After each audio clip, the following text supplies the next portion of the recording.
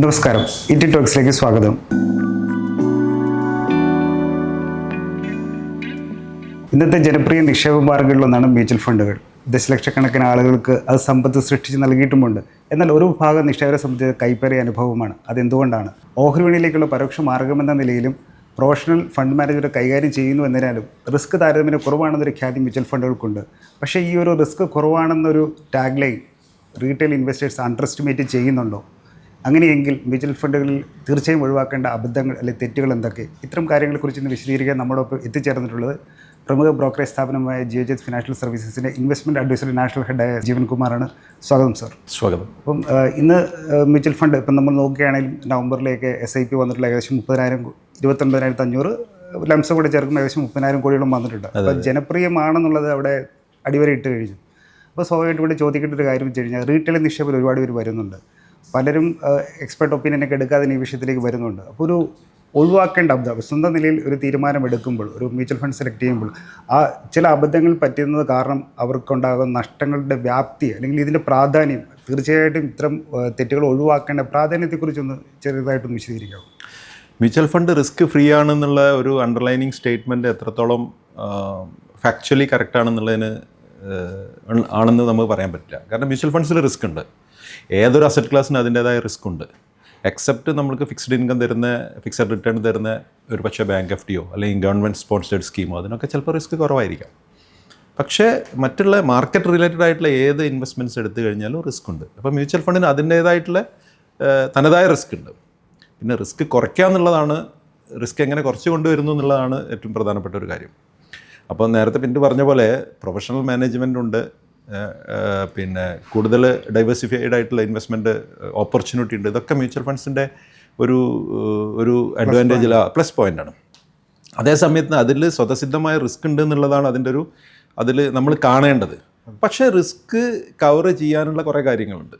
Risk കുറച്ച് കൊണ്ടുവരിക എന്നുള്ള കാര്യം. ഓക്കെ, അപ്പോൾ അതിനെ പറ്റിയിട്ടാണ് കൂടുതൽ ആൾക്കാർ അല്ലെങ്കിൽ ഇൻവെസ്റ്റേഴ്സ് മനസ്സിലാക്കേണ്ടത്. എങ്ങനെ റിസ്ക് കുറച്ച് കൊണ്ടുവരാം. ഇപ്പം നമ്മൾ തുടക്കത്തിൽ പിന്നീട് പറഞ്ഞ പോലെ 80 ലക്ഷം കോടി രൂപയാണ് ഇന്ത്യൻ മ്യൂച്വൽ ഫണ്ടിൻ്റെ ആസ്തി ഒക്ടോബർ 31 അവസാനിച്ച കണക്ക് പ്രകാരം. അപ്പോൾ അത്രയും വലിയ തുകയാണ് മാർക്കറ്റിലേക്ക് വന്നുകൊണ്ടിരിക്കുന്നത്. ഞാൻ ഈ ഒരു ചോദിക്കാൻ കാരണം എന്ന് വെച്ച് കഴിഞ്ഞാൽ ഇപ്പം മ്യൂച്വൽ ഫണ്ട് മിക്കവരുടെ കയ്യിൽ ഇപ്പോൾ അവരൊരു പോർട്ട്ഫോളിയോയുടെ ഭാഗമായിട്ടുണ്ട്. മിക്കവരും ഇതിൽ എത്ര പേരുണ്ട് ഒരു എക്സ്പെർട്ട് ഒപ്പീനിയൻ എടുത്തിട്ടുണ്ടെന്നുള്ളൊരു ചോദ്യമാണ്. കരിച്ച് റിസ്കിനെ പറ്റി, ഇതിൻ്റെ ഒരു അണ്ടർലൈൻ റിസ്കിനെ പറ്റി അവെയർ ആണെങ്കിൽ സ്വാഭാവികമായിട്ടും അത്ര സ്വന്തം ഇതിൽ തീരുമാനമെടുക്കൂ. അത്രത്തോളം പ്രാപ്തി നമുക്ക് അങ്ങനെ പറയാൻ കഴിയുമോ? അതെ, അത് ഈ റിസ്കിനെ പറ്റി കൂടുതലായിട്ട് അവബോധം ഉണ്ടായിട്ട് മ്യൂച്വൽ ഫണ്ടിലേക്ക് വരുന്ന ആൾക്കാർ എനിക്ക് തോന്നുന്നു അത്ര കൂടുതൽ ഉണ്ടാവണമെന്നില്ല. പക്ഷേ റിസ്കിനെ പറ്റി ഇപ്പോൾ കൂടുതൽ ആളുകൾ അറിയാൻ ആഗ്രഹിക്കുന്നുണ്ട്. മാത്രമല്ല മ്യൂച്വൽ ഫണ്ട് എന്നുള്ള അസറ്റ് ക്ലാസ് തിരഞ്ഞെടുക്കുന്ന സമയത്ത് എന്തെല്ലാം കാര്യങ്ങൾ ശ്രദ്ധിക്കണം എന്നുള്ള കാര്യത്തിന് വേണ്ടിയിട്ട്, അതറിയാൻ വേണ്ടിയിട്ട് എക്സ്പേർട്സിനെ അപ്രോച്ച് ചെയ്യുന്ന ആൾക്കാരുണ്ട്. ഇപ്പോൾ ഫിനാൻഷ്യൽ സർവീസസിലും ബ്രോക്കിങ്ങിലൊക്കെ ഉള്ള ഒരുപാട് ആളുകൾ, അതേപോലെ തന്നെ നമ്മളിപ്പോൾ നാട്ടിൽ തന്നെയുള്ള മ്യൂച്വൽ ഫണ്ട് ഡിസ്ട്രിബ്യൂട്ടേഴ്സും, അപ്പോൾ ഇവർക്കും എല്ലാം investment advisers, registered investment advisers ഉണ്ട്. ഇവർക്കെല്ലാം ഒരു പ്രിസ്ക്രൈബ്ഡ് ക്വാളിഫിക്കേഷൻസും അതേപോലെ തന്നെ സർട്ടിഫിക്കേഷനും കാര്യങ്ങളൊക്കെ വേണം. അപ്പോൾ അങ്ങനെയുള്ള ഒരു എക്സ്പെർട്ട് ആയിട്ടുള്ള ആളുകളുടെ അപ്രോച്ച് ചെയ്തിട്ട് ഇൻവെസ്റ്റ്മെൻറ്റ്സിന് പോകുന്ന ആൾക്കാരുണ്ട്. അതായിരിക്കും കുറേ കൂടി നല്ല മാർഗ്ഗം. അപ്പോൾ നമ്മൾ ബാക്കിയുള്ള ബാഹ്യമായിട്ട് കേൾക്കുന്ന ന്യൂസുകളോ അല്ലെങ്കിൽ മറ്റുള്ള കാര്യങ്ങളോ കണ്ടിട്ട് മ്യൂച്വൽ ഫണ്ട്സിലേക്ക് എടുത്ത് ചാടി ഇൻവെസ്റ്റ് ചെയ്യുക, പരസ്യങ്ങൾ മാത്രം കണ്ടിട്ട്. അത് പക്ഷേ വേറൊരു കാര്യമുണ്ട് കേട്ടോ. പിന്നെ സെബി ഇപ്പം ശരിക്കും ഒരുപാട് ഇനീഷ്യേറ്റീവ്സ് എടുക്കുന്നുണ്ട്. ഇപ്പോൾ ആംഫിയുടെ സഹായത്തോടു കൂടി ചേർന്നിട്ട് ഇപ്പം മ്യൂച്വൽ ഫണ്ട് സഹിഹ എന്നുള്ള ക്യാമ്പയിനൊക്കെ കാണാം. അപ്പം മ്യൂച്വൽ ഫണ്ട് ഇൻവെസ്റ്റ്മെൻറ്റ് തിരഞ്ഞെടുക്കുന്ന സമയത്ത് ശ്രദ്ധിക്കേണ്ട കാര്യങ്ങൾ, ഏതെല്ലാം തരത്തിലുള്ള സ്കീമുകളുണ്ട്, എങ്ങനെ റിസ്ക് മറികടക്കാം എന്നുള്ള കാര്യങ്ങൾക്കൊക്കെ പബ്ലിക്കിന് അവയർനെസ് കൊടുക്കാൻ വേണ്ടിയുള്ള ശ്രമങ്ങൾ സെബി നടത്തുന്നത്. അതൊരു വലിയൊരു നല്ല നീക്കമായിട്ട് വേണമെങ്കിൽ കാണാം. അപ്പോൾ അതിൻ്റെയൊക്കെ ഭാഗമായിട്ട് ഇപ്പം റിസ്ക് ഉണ്ടെങ്കിൽ പോലും റിസ്കിനെ മറികടക്കുന്നത് എങ്ങനെയാണെന്നുള്ളതിനെ പറ്റിയിട്ട് മനസ്സിലാക്കാൻ വേണ്ടിയിട്ട് ഇൻവെസ്റ്റ്മെൻറ്റ് അഡ്വൈസേഴ്സിൻ്റെ അടുത്തൊക്കെ അപ്രോച്ച് ചെയ്യുന്ന ആളുകളുടെ എണ്ണം കൂടി വരുന്നുണ്ട്. പക്ഷെ ഒരു വിഭാഗം ഇതൊന്നും മനസ്സിലാക്കാതെ ഇപ്പോഴും ഇൻവെസ്റ്റ് ചെയ്യുന്നുണ്ട്. അവർ ശ്രദ്ധിക്കേണ്ട കാര്യങ്ങളും കൂടിയുണ്ട്. തീർച്ചയായിട്ടും അവരെ അഡ്രസ്സ് ചെയ്യാൻ വേണ്ടിയിട്ട് തന്നെയാണ് ഈ ഒരു ചോദ്യം വരുന്നത്. മ്യൂച്വൽ ഫണ്ട് നിക്ഷേപത്തിൽ ഏറ്റവും പൂർണ്ണമായിട്ട് ഒഴിവാക്കേണ്ട പ്രധാനപ്പെട്ട തെറ്റുകൾ അല്ല അബദ്ധങ്ങൾ എന്തൊക്കെയാണ്? മ്യൂച്വൽ ഫണ്ട്സിൽ സംഭവിക്കുന്നത് എന്താണെന്ന് വെച്ച് കഴിഞ്ഞാൽ ഇതിനെ പറ്റിയിട്ട് കൂടുതൽ അറിയാതെ ഈ ഒരു അസറ്റ് ക്ലാസ് എന്താണെന്നുള്ളത് കാര്യമായിട്ട് നമ്മൾ പഠിക്കണം. അപ്പോൾ അതേപോലെ തന്നെ നമ്മളിപ്പോൾ നമ്മളുടെ ഹാർഡ് ഏൺഡ് മണിയാണ് ഇതിൽ ഇൻവെസ്റ്റ് ചെയ്യാൻ വേണ്ടി പോകുന്നത്. അപ്പോൾ ഞങ്ങളെപ്പോഴും ഈ അബദ്ധങ്ങൾ എന്നുള്ള പറയുന്നതിനെക്കാട്ടി ഇവർ ഈ അബദ്ധങ്ങൾ ഒഴിവാക്കാൻ വേണ്ടി എടുക്കുന്ന മുന്നൊരുക്കങ്ങളുണ്ട്, തയ്യാറെടുപ്പുകൾ. ഇത് പ്രോപ്പറായിട്ട് അതിന് ഹാർഡ് ആൻഡ് ഫാസ്റ്റ് റൂളൊന്നുമില്ല. പക്ഷെ വളരെ ബേസിക് ആയിട്ടുള്ള കുറച്ച് കാര്യങ്ങൾ നമ്മൾ അറിഞ്ഞിരിക്കണം. ഞങ്ങളെപ്പോഴും പറയാറുണ്ട് ഈ മ്യൂച്വൽ ഫണ്ട്സ് ഇൻവെസ്റ്റ് ചെയ്യാൻ ആദ്യമായിട്ട് ഒരു ഇൻവെസ്റ്റർ, ഒരു റോ ഇൻവെസ്റ്റർ, ഒരു തുടക്കക്കാരനായിട്ടുള്ളൊരു ഇൻവെസ്റ്റർ, അയാൾ മ്യൂച്വൽ ഫണ്ടിലേക്ക് കടക്കുന്നതിന് മുമ്പേ അയാൾ ആദ്യം ചെയ്യേണ്ടത് എന്താണെന്ന് വെച്ച് കഴിഞ്ഞാൽ, ഞാൻ എത്ര രൂപയാണ് മ്യൂച്വൽ ഫണ്ടിൽ ഇൻവെസ്റ്റ് ചെയ്യാൻ പോകുന്നത്? ഓക്കെ, ശരി, 1 ലക്ഷം രൂപ അല്ലെങ്കിൽ 5000 രൂപയുടെ SIP അല്ലെങ്കിൽ 5 ലക്ഷം രൂപ എത്ര കാലത്തേക്ക് ഇൻവെസ്റ്റ് ചെയ്യാൻ റെഡിയാണ്? അത് വളരെ ഇമ്പോർട്ടൻ്റ് ആണ്. നമ്മൾ തുടക്കത്തിൽ റിസ്കിനെ പറ്റിയിട്ടാണ് പറഞ്ഞു വരുന്നത്. മ്യൂച്വൽ ഫണ്ട് ഒട്ടും റിസ്ക് ഫ്രീ ആണെന്ന് നമുക്ക് പറയാൻ പറ്റുകയില്ല. സോ എത്ര കാലത്തേക്ക് എനിക്ക് ഈ കാശ് ഐഡിയലായിട്ട് സൂക്ഷിക്കുക എന്നുള്ള, അല്ലെങ്കിൽ ഇൻവെസ്റ്റ് ചെയ്യപ്പെടാം എന്നുള്ളവരെ പറ്റിയുള്ള ഒരു ബോധം ഇയാൾക്ക് ഉണ്ടായിരിക്കണം. എത്ര കാലത്തേക്ക്? ഓക്കെ. പിന്നെ അതേപോലെ തന്നെ നോക്കുകയാണെങ്കിൽ എന്തിനു വേണ്ടി നിക്ഷേപിക്കണം, ഞാൻ അതിലേക്കാണ് വരുന്നത്. മൂന്നാമത്തേത് ക്ലിയർ ആയിട്ടുള്ളൊരു ഇൻവെസ്റ്റ്മെൻറ്റ് ഒബ്ജക്റ്റീവ് ഉണ്ടായിരിക്കണം. അത് വളരെ ഇമ്പോർട്ടൻ്റ് ആണ്. മിക്കപ്പോഴും സംഭവിക്കുന്നത് നമ്മൾ വല്ലവരും പറഞ്ഞു കേട്ടിട്ടോ, സുഹൃത്തുക്കളുടെ അടുത്ത് പറഞ്ഞു കേട്ടിട്ടോ, അല്ലെങ്കിൽ മറ്റുള്ള കാര്യങ്ങളിലൂടെ അറിഞ്ഞിട്ടോ വെറുതെ ഇൻവെസ്റ്റ് ചെയ്യുന്നു, കുറച്ച് കാലം കഴിഞ്ഞ് വിഡ്രോ ചെയ്യാമെന്ന് വിചാരിക്കുന്നു. അങ്ങനെയുള്ള ഒരു ചിന്താഗതി ഒന്ന് ഒഴിവാക്കുക. ഞാൻ ഈ കാശ് ഇൻവെസ്റ്റ് ചെയ്യുന്നത് എനിക്കൊരു പർട്ടിക്കുലർ ഗോൾ മീറ്റ് ചെയ്യാൻ വേണ്ടിയിട്ടാണ്. ഓക്കെ, ഞാൻ ഈ SIP സ്റ്റാർട്ട് ചെയ്യുന്നത് പ്രതിമാസം ഞാൻ 5000 രൂപ 2 മ്യൂച്വൽ ഫണ്ട് സ്കീമുകളായിട്ട് ഇൻവെസ്റ്റ് ചെയ്യുന്നു. 3000, 2000 രൂപ. ഈ ഇൻവെസ്റ്റ്മെൻറ്റ് എനിക്ക് 10 വർഷം കഴിഞ്ഞ് എൻ്റെ മകളുടെയോ മകൻ്റെയോ വിദ്യാഭ്യാസം അല്ലെങ്കിൽ ഹയർ എഡ്യൂക്കേഷന് വേണ്ടിയിട്ടേ ഞാൻ എടുക്കുള്ളൂ എന്നുള്ളത് ക്ലിയർ ഒബ്ജക്റ്റീവാണ്. ഓക്കെ. അല്ലെങ്കിൽ റിട്ടയർമെൻറ്റ് എടുത്തെത്തിയ ഒരാൾ റിട്ടയർ ബെനിഫിറ്റ്, അത് ഇക്വിറ്റി അസറ്റ് ക്ലാസ്സിൽ കൊണ്ടുപോയി ഇൻവെസ്റ്റ് ചെയ്യാൻ പാടില്ല, അല്ലേ? അപ്പോൾ അവിടെയും നമ്മൾ സെലക്റ്റീവ് ആയിരിക്കണം. വളരെ സേഫ് ആയിട്ടുള്ള ഡെപ്റ്റ് ഇൻസ്ട്രുമെൻറ്റിലോ അങ്ങനെയൊക്കെ ആയിരിക്കും ഇൻവെസ്റ്റ് ചെയ്യണം. അങ്ങനെയാണെങ്കിൽ അതിന് എത്ര വർഷത്തേക്ക് ഇൻവെസ്റ്റ് ചെയ്യണം? പീരിയോഡിക്കലായിട്ട് എനിക്ക് റിട്ടേൺ തരുന്ന രീതിയിൽ ഇൻവെസ്റ്റ് ചെയ്യാൻ പറ്റുമോ? അപ്പം നമ്മൾ ഇൻവെസ്റ്റ് ചെയ്യുന്ന കാശ് എന്തിനാണോ ഇൻവെസ്റ്റ് ചെയ്യുന്നത് അതിൻ്റെ ഒരു ഒബ്ജക്റ്റീവ്, ഫൈനാൻഷ്യൽ ഗോൾ എന്താണെന്നുള്ള കാര്യം മനസ്സിൽ സെറ്റ് ചെയ്യുക. ആ ഗോൾ അച്ചീവ് ചെയ്യുന്നത് വരെ ഇൻവെസ്റ്റ് ചെയ്യുക എന്നുള്ളതാണ് വേറൊരു പ്രധാനപ്പെട്ട കാര്യം. അതിൻ്റെ ഇടയ്ക്കുള്ള കയറ്റിറക്കങ്ങളൊക്കെ വരുമ്പോഴോ, അതാണ് ഞാൻ പറഞ്ഞത്, ഈ കയറ്റിറക്കങ്ങളെ പറ്റി നിങ്ങൾ ചെവി കൊടുക്കുകയേ ചെയ്യരുത്. നമ്മൾ ലക്ഷ്യത്തിൽ നോക്കി നിൽക്കുക. നമ്മൾ ലക്ഷ്യത്തിലേക്ക്, കാരണം ഞാൻ പറയാം, ഇപ്പോൾ ഈ കയറ്റിറക്കം പറഞ്ഞു തന്നെ കഴിഞ്ഞ 1-1.5 വർഷമായിട്ട് ഇന്ത്യൻ മ്യൂച്വൽ ഫണ്ട് മാർക്കറ്റ് വളരെ റിട്ടേൺ ഇമ്പ്രസീവ് ആണെന്ന് വെച്ചാൽ ഇമ്പ്രസീവ് അല്ല. ഞാൻ കറക്റ്റ് കണക്കുകൾ പറഞ്ഞുതരാം. അതായത് ഇപ്പോൾ പ്രധാനപ്പെട്ട വിഭാഗങ്ങളാണ് large cap, mid cap, small cap. അറിയാമല്ലോ, മാർക്കറ്റ് ക്യാപിറ്റലൈസേഷൻ അനുസരിച്ചിട്ട് മ്യൂച്വൽ ഫണ്ടുകളെ ഏറ്റവും വലിയ കമ്പനികളിൽ, അല്ലെങ്കിൽ ഉയർന്ന ബ്ലൂ ചിപ്പ് കമ്പനികളിൽ 100 കമ്പനികളിൽ ഇൻവെസ്റ്റ് ചെയ്യുന്ന ഫണ്ടാണ് ലാർജ് ക്യാപ്പ്, പിന്നെ mid cap, then small cap. Market ക്യാപിറ്റലൈസേഷനിൽ 250 താഴെ. അതെ. അപ്പം പറഞ്ഞു വരുന്നത് എന്താ വെച്ചാൽ, ലാർജ് ക്യാപ്പ് ഫണ്ട് ഞാൻ ഒക്ടോബർ അവസാനിച്ച ഒരു മാസത്തെ കണക്കാണ് പറയുന്നത്. ഒക്ടോബറിൽ അവസാനിക്കുന്ന ഒരു വർഷം, അതായത് പ്രീവിയസ് 2024 നവംബർ മുതൽ 2025 ഒക്ടോബർ 1 ഇയറിൽ ലാർജ് ക്യാപ്പ് മ്യൂച്വൽ ഫണ്ട് കൊടുത്തത് 4% റിട്ടേൺ, 4% ബാങ്ക് FD താഴെയാണ്. പക്ഷേ നിങ്ങൾ 5 വർഷത്തേക്ക് എടുത്തു നോക്ക്, 18% റിട്ടേൺ കൊടുത്തിട്ടുണ്ട്. എനിക്കതിപ്പോൾ ലാസ്റ്റ് ക്വാർട്ടർ നോക്കിയാലും ബെറ്റർ ആയിട്ട്. അല്ല, ക്വാർട്ടർ എന്നുള്ള ഇൻവെസ്റ്റ്മെൻറ്റ് നിങ്ങൾ നോക്കുക ചെയ്യരുത്. നിങ്ങൾ ക്വാർട്ടർലി റിട്ടേൺ ഒന്നും മ്യൂച്വൽ ഫണ്ടിനെ പറ്റി ചിന്തിക്കുക വേണ്ട. ഞാൻ അവിടേക്കാണ് പറഞ്ഞു വരുന്നത്, മനസ്സിലായില്ലേ? മിഡ് ക്യാപ്പ് 5% റിട്ടേൺ കൊടുത്തിട്ടുണ്ട്. ഓക്കെ, 1 ഇയറിൽ. ഓക്കെ, പക്ഷേ 5 വർഷം കൊടുത്തിരിക്കുന്ന റിട്ടേൺ ഏതാണ്ട് 23% റിട്ടേൺ. അതായത് നമുക്കൊരു ലോങ് ടൈം ഫോക്കസ്. അതായത് അതാണ് ഞാൻ പറഞ്ഞു വരുന്നത്, 5 വർഷം 23%. ഇനി ഏറ്റവും രസകരം എന്ന് പറഞ്ഞാൽ സ്മോൾ ക്യാപ്പ് ഫണ്ടിൻ്റെ കാര്യമാണ്. സ്മോൾ ക്യാപ്പ് ഫണ്ട് കൊടുത്തിരിക്കുന്ന -1 റിട്ടേൺ ആണ് ലാസ്റ്റ് 1 ഇയർ. 1 ഇയർ, അതായത് ഒക്ടോബർ അവസാനിക്കുമ്പോൾ ഒരു 1 ഇയർ റിട്ടേൺ നോക്കുന്ന സമയത്ത് -1 ആണ്. പക്ഷേ 5 വർഷം 28% കൊടുക്കുന്നുണ്ട്. 28% എന്ന് പറഞ്ഞു കഴിഞ്ഞാൽ അത് വലിയൊരു ഇതാണ്. അപ്പം ഞാൻ പറഞ്ഞു വരുന്നത് അതാണ്, നമ്മൾ ഈ ചാഞ്ചാട്ടങ്ങളെ മറികടക്കണം എന്നുണ്ടെങ്കിൽ ഒബ്ജക്റ്റീവ് മീറ്റ് ചെയ്യുന്നവരെ ഇൻവെസ്റ്റ് ചെയ്തുകൊണ്ടിരിക്കുക. ആ കാശിൽ നിങ്ങൾ അതിനെപ്പറ്റി കൂടുതൽ ചിന്തിക്കാതെ, അതായത് ലക്ഷ്യം ആദ്യം തിരിച്ചറിയണം. അതിനുവേണ്ടിയുള്ള ഡിസിപ്ലിനായിട്ട് നമ്മൾ സ്റ്റേ ഇൻവെസ്റ്റ്. അതെ, അതാണ്. അപ്പം ഇനി ഇതിൻ്റെ അകത്താണ് നോക്കുകയാണെങ്കിൽ ഇപ്പോൾ ഇക്വിറ്റി സ്വാഭാവികമായിട്ടും കൂടുതൽ നേട്ടം ആഗ്രഹിച്ചാണ് എല്ലാവരും നിക്ഷേപം നടത്തുന്നത് തന്നെ. അപ്പം അങ്ങനെ നോക്കുമ്പോൾ ഇക്വിറ്റി മ്യൂച്വൽ ഫണ്ട്സുകളാണ് ഇപ്പോൾ ഏറ്റവും കൂടുതൽ ജനപ്രിയമായിട്ടുള്ളത്.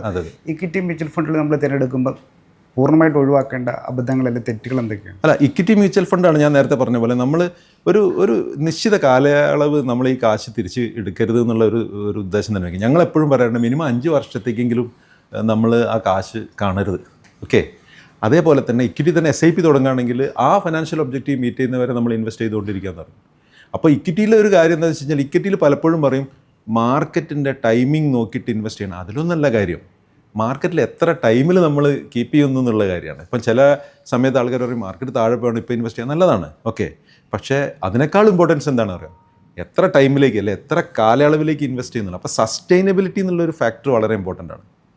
അപ്പം ഇതിനൊക്കെ മറികടക്കുക. ഈ പറഞ്ഞ ചാഞ്ചാട്ടങ്ങൾ ഞാൻ പറഞ്ഞല്ലോ, 5%, 4%, -1% റിട്ടേണിനെ പറ്റി നമ്മൾ സംസാരിച്ചു. അതിനെയൊക്കെ മറികടത്ത് എങ്ങനെ 5 വർഷമായിട്ട് ഇൻവെസ്റ്റ് ചെയ്യുന്നത് ഇപ്പോഴും 28% റിട്ടേൺ നേടിക്കൊണ്ടിരിക്കുകയാണ്. ഓക്കെ, അപ്പോൾ അങ്ങനെയുള്ള ഒരു ഇത്. അതേപോലെ തന്നെ വേറൊരു പ്രശ്നം ചിലപ്പോഴും സംഭവിക്കാറില്ല, ഇമോഷണലി ആളുകൾ എന്തെങ്കിലുമൊക്കെ ഒരു ന്യൂസിൻ്റെയൊക്കെ പുറത്ത് പെട്ടെന്ന് തീരുമാനമെടുക്കും. എന്തെങ്കിലും നെഗറ്റീവ് ന്യൂസ് വന്നു, ഞാനിപ്പം തന്നെ എന്ത് ചെയ്യാം, വിറ്റ് ഒഴിവാക്കാം. ഞാൻ പറഞ്ഞ അതിന് പറ്റിയ ഒരു അസറ്റ് ക്ലാസ്സേ അല്ല മ്യൂച്വൽ ഫണ്ട്. കാരണം ഇത് പ്യുവർലി ഇക്വിറ്റി ബേസ്ഡ് ആയിട്ടുള്ള ഇക്വിറ്റി മാർക്കറ്റ് അങ്ങനെ തന്നെയാണ്. ശരിയല്ലേ? സാറ് പറഞ്ഞു വെക്കുന്നതിൻ്റെ ഒരു ആകത്തുക എന്ന് പറയുന്നത് ഒരു ഇൻവെസ്റ്റ്മെൻറ്റ് ഗോൾ എന്നുള്ളതാണ് സംഭവം. അതുണ്ടെങ്കിൽ ഈ പറയുന്ന എല്ലാം ഉത്തരം കിട്ടുമെന്നുള്ളതാണ് സാർ പറഞ്ഞു. അതെ. പിന്നെ ഒരു കാര്യം കൂടി ഉണ്ട്. നമ്മൾ തീർച്ചയായും ചെയ്യേണ്ട വേറൊരു തയ്യാറെടുപ്പിൻ്റെ ഒരു ഭാഗം എന്താണെന്ന് വെച്ച് കഴിഞ്ഞാൽ, നമ്മളുടെ റിസ്ക് പ്രൊഫൈൽ എന്താണെന്നുള്ള കാര്യം നമ്മൾ മനസ്സിലാക്കിയിരിക്കണം. എനിക്ക് എത്രമാത്രം റിസ്ക് എടുക്കാൻ വേണ്ടി പറ്റും.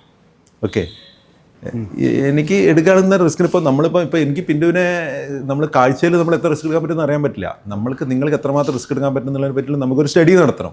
അപ്പം സാധാരണ ഇതിൽ മ്യൂച്വൽ ഫണ്ട് ഇൻവെസ്റ്റേഴ്സ് അതൊന്നും ചെയ്യാൻ പറ്റില്ല. എൻ്റെ റിസ്ക് ബെയറിംഗ് കപ്പാസിറ്റി എന്താണെന്നുള്ള കാര്യം ഞാൻ മനസ്സിലാക്കിയിരിക്കണം. ഇപ്പോൾ ഈ മ്യൂച്വൽ ഫണ്ട് ഇൻവെസ്റ്റ്മെൻറ്റ് അഡ്വൈസേഴ്സൊക്കെ ചെയ്യുന്നത് റിസ്ക് പ്രൊഫൈൽ തയ്യാറാക്കാൻ ഒരു ചോദ്യാവലിയൊക്കെ ഉണ്ട്. ഓക്കെ, ഒരു 5-10 ക്വസ്റ്റ്യൻസ് ആയിട്ട് തരും. ആ ക്വസ്റ്റ്യൻസിന് നിങ്ങളെ ആൻസർ ചെയ്യുന്ന രീതിയുണ്ട്.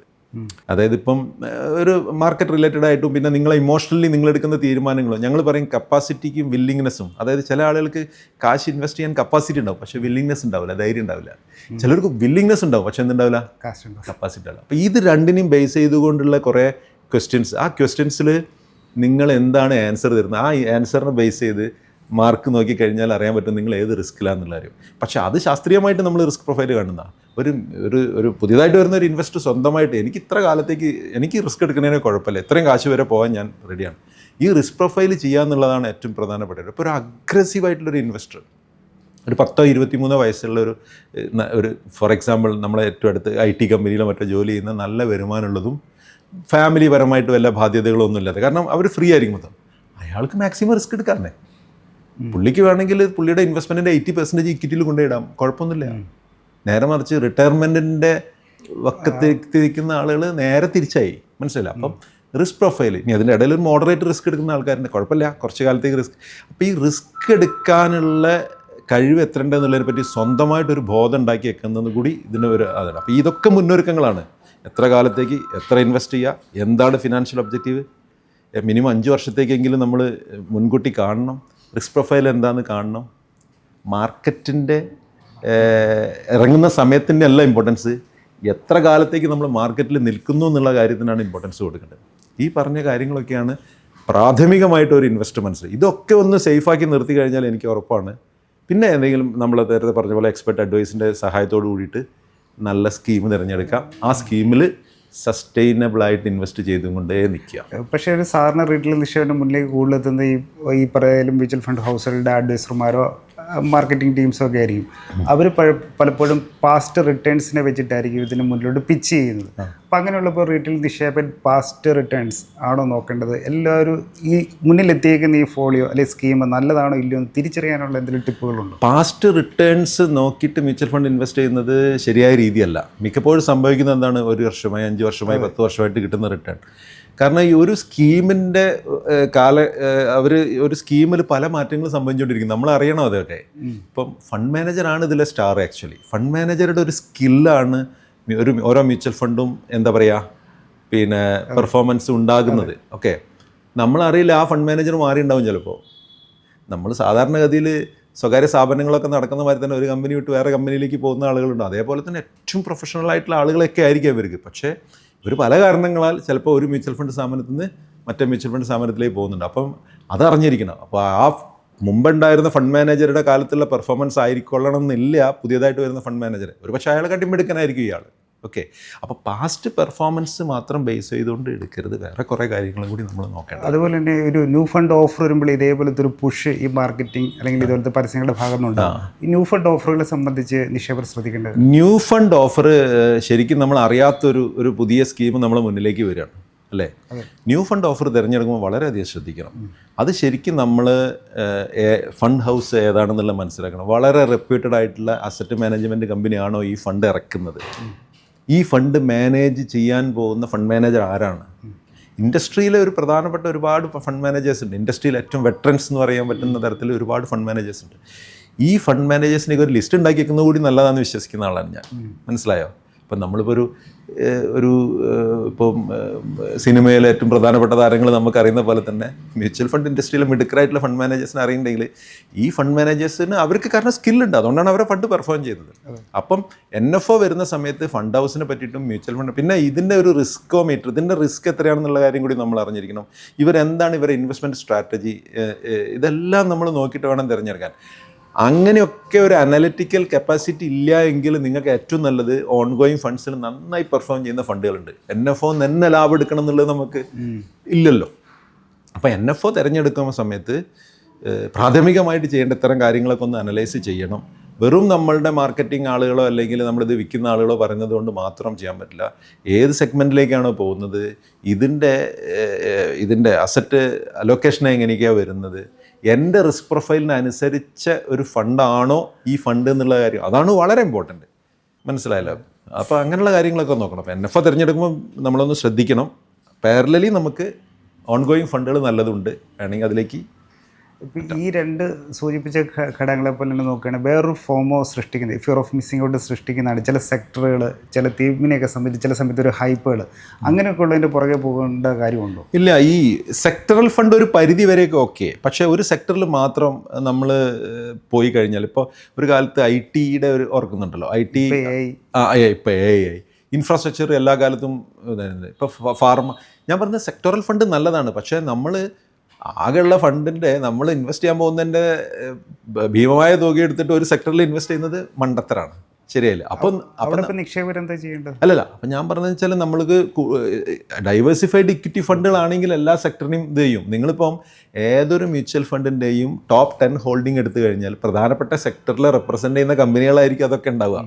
ഓക്കെ, എന്ന് വെച്ചിട്ട് നമ്മൾ അല്ലെങ്കിൽ പിന്നെ നമ്മൾ വളരെ കോൺഫിഡൻ്റ് ആയിട്ട് ഈ പെർട്ടിക്കുലർ സെക്ടർ എന്ത് ചെയ്യാൻ പോവാണ്, പച്ച പിടിക്കാൻ പോകണം, അല്ലെങ്കിൽ അങ്ങനെ വേണമെങ്കിൽ നമുക്ക്. അപ്പോൾ സെക്ടറൽ ഫണ്ടിൽ മാത്രം എല്ലാ ഇൻവെസ്റ്റ്മെൻറ്റും ഒതുക്കാതെ ഡൈവേഴ്സിഫൈഡ് ഇക്വിറ്റി ഫണ്ടായിട്ട് തിരഞ്ഞെടുക്കുന്നത് നല്ലത്. പക്ഷേ ഏതെങ്കിലും ഒരു പെർട്ടിക്കുലർ സെക്ടറുകളോ നമ്മൾക്ക് നല്ലതാണെന്ന് തോന്നുകയാണെങ്കിൽ, അങ്ങനെയാണെങ്കിൽ നമ്മൾ ടോട്ടൽ ഇൻവെസ്റ്റ്മെൻറ്റിൻ്റെ ചെറിയൊരു പെർസെൻറ്റേജ് 10%, ഓക്കെ, ഇപ്പോൾ 10 ലക്ഷം ഇൻവെസ്റ്റ് ചെയ്യാൻ ഉദ്ദേശിക്കുന്നതിൽ 1 ലക്ഷം 10% വേണമെങ്കിൽ ആ സെക്ടറിൽ വേണമെങ്കിൽ കൊടുക്കാം, ആ സെക്ടറിനെ പറ്റി പഠിച്ചിട്ട്. അപ്പം സെക്ടർ ഫണ്ട് എടുക്കുന്ന സമയത്ത് നമ്മൾ ഒന്ന് ആലോചിക്കേണ്ടതുണ്ട്.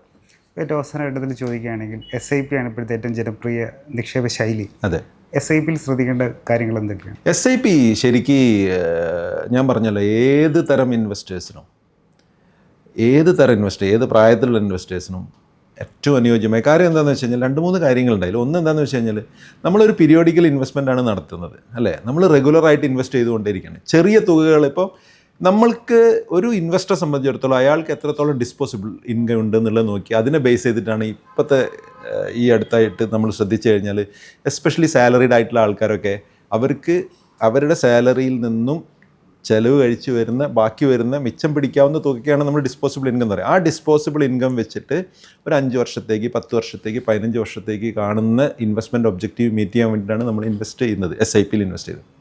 അപ്പോൾ ഞാൻ പറഞ്ഞു വരുന്നതെന്ന് വെച്ചാൽ, ആ ഒരു കാശ് നമ്മൾക്ക് ഇൻവെസ്റ്റ് ചെയ്തില്ലെങ്കിൽ പോലും ഇപ്പോൾ 5000 രൂപ പ്രതിമാസം ഇൻവെസ്റ്റ് ചെയ്യുന്ന ഒരു ഇൻവെസ്റ്റർക്ക് അയാൾ അത് ചെയ്യുന്നില്ല എന്ന് വിചാരിക്കുക, ആ കാശ് അയാൾക്ക് സേവ് ചെയ്യാൻ പറ്റണമെന്നില്ല. പറ്റുമോ? തോന്നില്ല. പക്ഷേ ഇതൊരു ചെറിയ എമൗണ്ട് ആയതുകൊണ്ട് തന്നെ അയാളെ കൂടുതലായിട്ട് ബാധിക്കുന്ന ഒരു കാര്യമല്ല. പക്ഷേ ഇത് തരുന്നൊരു വളരെ ഇമ്പ്രസീവായിട്ടുള്ളൊരു ഔട്ട്കം ഉണ്ട്, അല്ലെങ്കിൽ ഒരു റിസൾട്ടുണ്ട്, റിട്ടേൺ ഉണ്ട്. അപ്പോൾ നമ്മൾ എന്താ ചെയ്യാന്ന് വെച്ച് കഴിഞ്ഞാൽ, ഈ കാശ് നമുക്ക് എത്രമാത്രം ഡിസ്പോസിബിൾ ഇൻകം ഉണ്ടാക്കാൻ പറ്റും, ആ ഡിസ്പോസിബിൾ ഇൻകം നമ്മൾ എത്ര കാലത്തേക്ക് ഇൻവെസ്റ്റ് ചെയ്യാൻ വേണ്ടി പറ്റും, ഇത് നമ്മളുടെ എല്ലാ മാർക്കറ്റിലും നമ്മൾ ഇൻവെസ്റ്റ് ചെയ്തുകൊണ്ടേ ഇരിക്കുകയാണ്, അല്ലേ? നിശ്ചിത തുക എല്ലാ മാസവും ഒരു നിശ്ചിത സമയത്ത് എല്ലാ മാസവും നമ്മൾ ഇൻവെസ്റ്റ് ചെയ്തുകൊണ്ടിരിക്കുകയാണ്. മാർക്കറ്റ് വളരെ മോശമായിരിക്കുന്ന സമയത്ത് നമുക്ക് കൂടുതൽ യൂണിറ്റ് കിട്ടും, മാർക്കറ്റ് ഉയർന്നു നിൽക്കുകയാണെങ്കിൽ നമുക്ക് കുറച്ച് യൂണിറ്റേ കിട്ടുള്ളൂ. മാർക്കറ്റിൽ നല്ല സമയം നോക്കുന്നത് ടെൻഷൻ ഒഴിവാക്കാം. മാർക്കറ്റ് നല്ലതായിക്കോട്ടെ.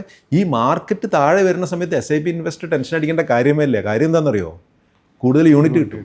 അപ്പോൾ ശരിക്ക് മോശം സമയത്ത് SIP ഇൻവെസ്റ്റർ സന്തോഷിക്കാൻ വേണ്ടത്. പക്ഷേ മാർക്കറ്റിൻ്റെ ഒരു ചരിത്രം നോക്കുകയാണെങ്കിൽ അപ്സ് ആൻഡ് ഡൗൺസ് ഉണ്ട്. അപ്പോൾ ഈ താഴെ ലെവലിൽ കൂടുതൽ യൂണിറ്റ് പിടിക്കാൻ പറ്റും. അപ്പോൾ over A period of time ഒരു 5 വർഷം നോക്കുകയാണെങ്കിൽ 60 മാസമായിട്ട് ഇൻവെസ്റ്റ് ചെയ്യുന്നുണ്ടാവും.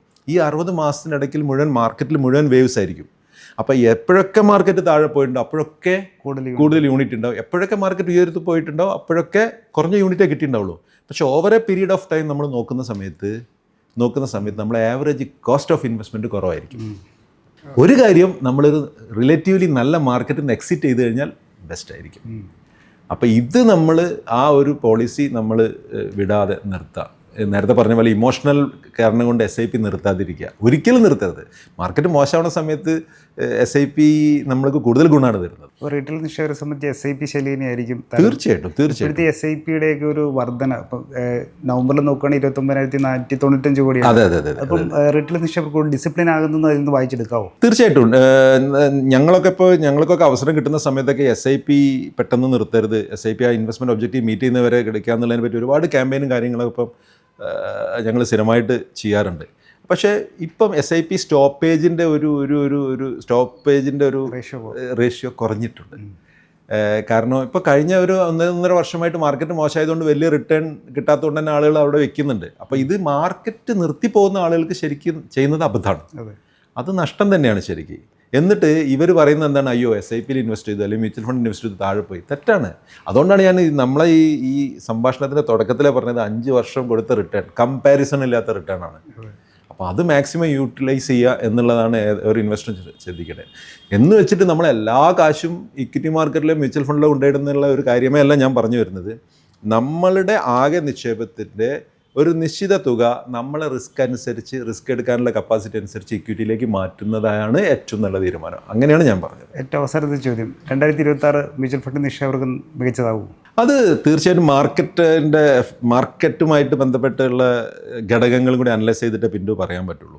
പക്ഷേ ഞാൻ പറയുന്നത് വെച്ചാൽ അങ്ങനെ ഒരു അപകടമൊന്നും നമ്മൾ മാർക്കറ്റ് കാണുന്നില്ല. കാരണം ഇന്ത്യൻ മാർക്കറ്റിൻ്റെ ഒരു ഓവറോൾ ഒരു റിവ്യൂ ശുഭപ്രതീക്ഷ തന്നെയാണ്.